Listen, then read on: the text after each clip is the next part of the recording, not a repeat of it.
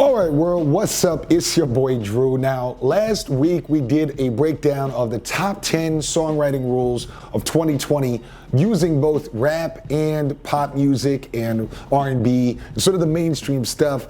Saw a lot of the comments, people was like, yo, I mess with it, I appreciate it, but what about the hip hop though? What about the rap? So I figured I would do a video with the hip hop songwriting techniques and tips for 2020 using a slightly different system.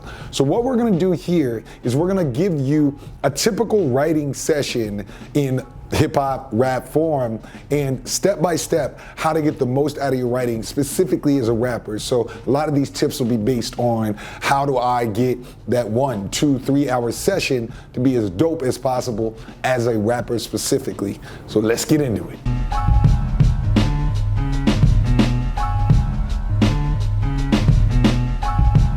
First step is to get a mood shift, right? And sometimes we call this the 20-minute rule.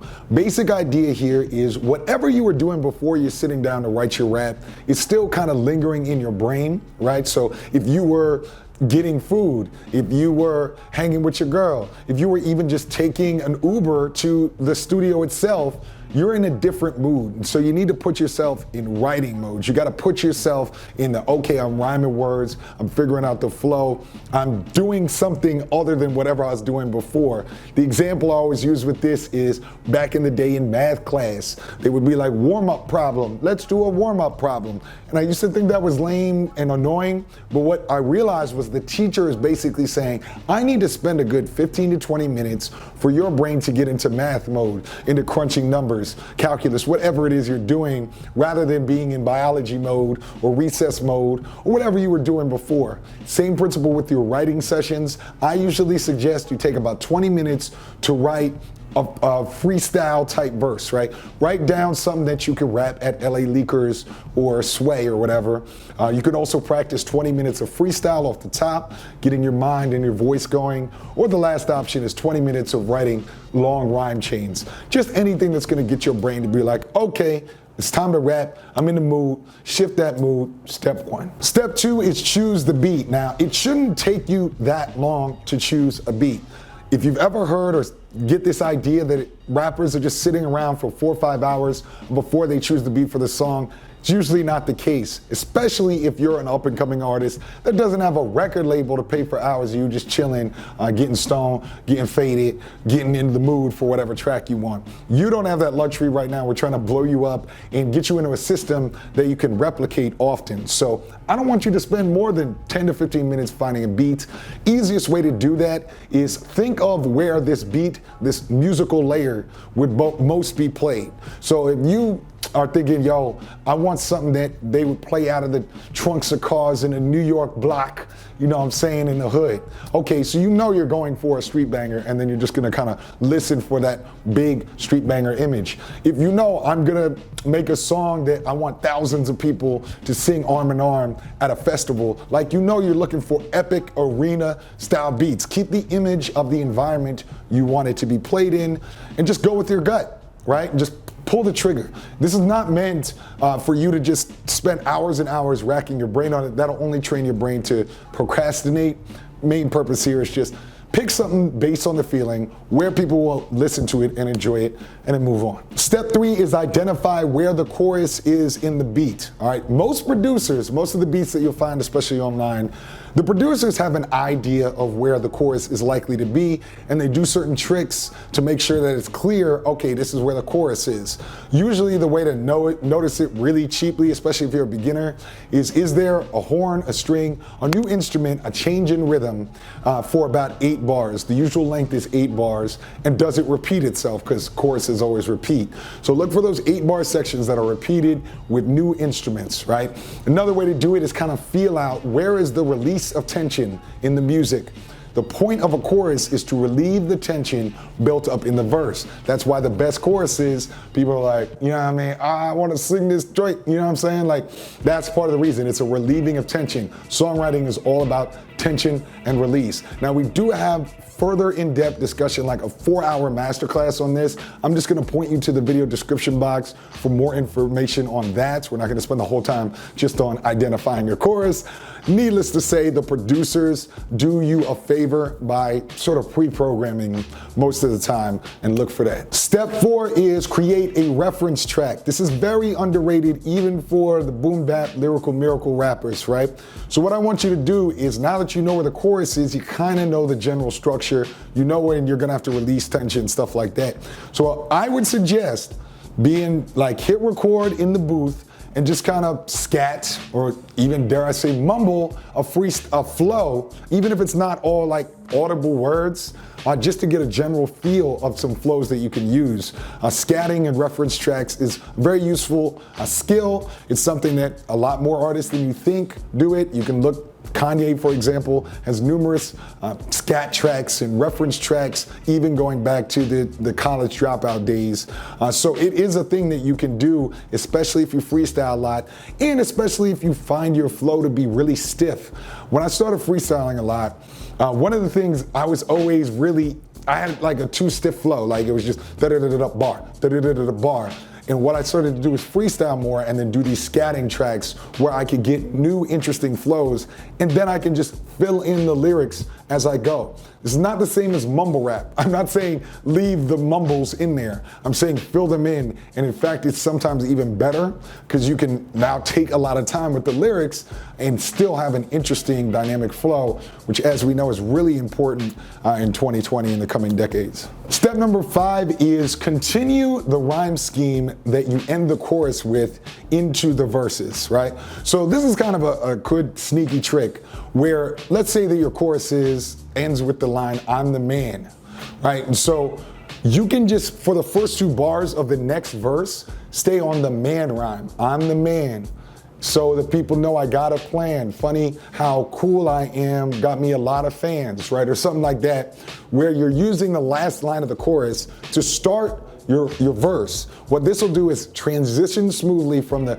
tension release of the chorus that we talked about into the rebuilding of tension in the verse. It also makes it just easier to write because you don't even have to spend that extra, atom of brain power trying to figure out, well, what do I rhyme next? So this is a really good trick. It'll also help you get your writing sessions done very quickly. Step 6 is finish verse 1, right? So you already have your chorus, you have it identified.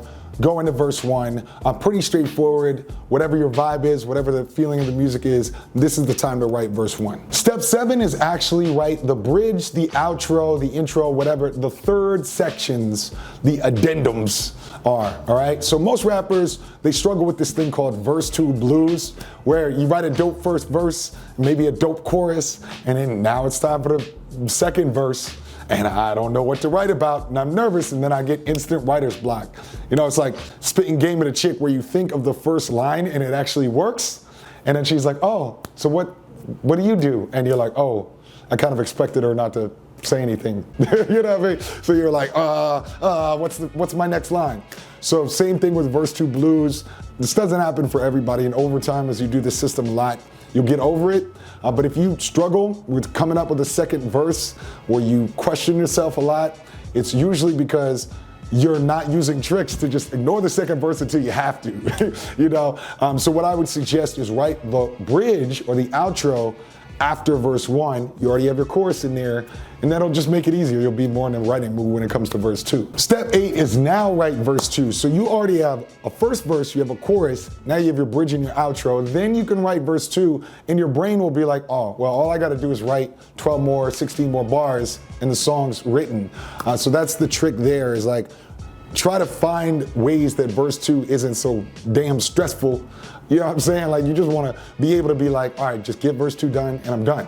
Rather than, I write verse 1, I write verse 2, now I still have half the song to go, which leads to things like writer's block and self-doubt. Step number 9 is record your song. Depending on your experience level, this could take 30, 45 minutes, it could take 3 hours. If you're struggling to finish your main takes of a song that you've just written and it's taking you more than 4 hours, you probably should do things like perform more live, even if they're not recorded songs, get in ciphers, freestyle, perform in public, open for people, like basically get as much live performance of that which you have written out. Because it's most artists who are pretty experienced, it doesn't take more than an hour max to get most of your vocals down, unless there's something new you're trying out. Like if you're learning how to sing, or you wrote a singing course, you ain't a singer, it might take a little longer, get some good takes. But I'm just telling you, at a professional level, like I'd be laughed out of a studio if it took me 3 hours to do a performance of it. Like, we're not singers here, and this is what I'm talking about. This is specific to rap. You should be able to get your bars out. That comes with experience. Performing live can really help. Performing for people randomly really helps. Just, I'm used to rapping out loud that which I've written. And the last step is throw in your ad-libs. I'm gonna suggest, even if ad-libs isn't really your thing, practice doing them. Part of the reason rap needs things like ad-libs and crazy flow switches is it's usually not as melodic. Again, we're talking about hip hop here, so it's not as melodic. I know mumble rap and Young Thug and all them, but y'all wanted the hip hop answers, right? So assuming you just spitting them bars, it's not as melodic, so you have to do little tricks to up the rhythm, up the interest level. And one really good way to do that is, of course, ad-libs. Some worth practicing.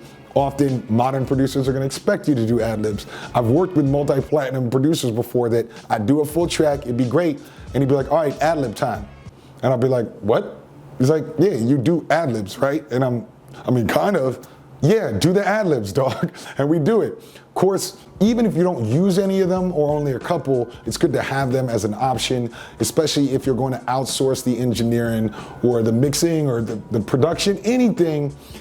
Give the person that is making the final decision on how it sounds the option to use a cool ad-lib, add effects, etc. All right, so that is today's video. Hopefully all my real rap heads, you know it's still how to rap. I gotta cover everything. I want y'all to watch the other video as well. It is useful information, but I totally understand if you're watching this channel and you're like, can I get a little bit more specific to rap information on songwriting in the coming years? Now, I mentioned before, be sure to check out our songwriting masterclass if that's what you're into. It's 4 hours. We go a lot more in depth. We use Kendrick, Drake, all that kind of stuff. It's in the video description box below. But regardless, hopefully this is a good, helpful, in-depth breakdown of what a typical writing session will look like. I'll see you in the comments. You know I respond to all of y'all. Shout out to the notification gang. Appreciate you watching. It's the big homie Drew. I'm out.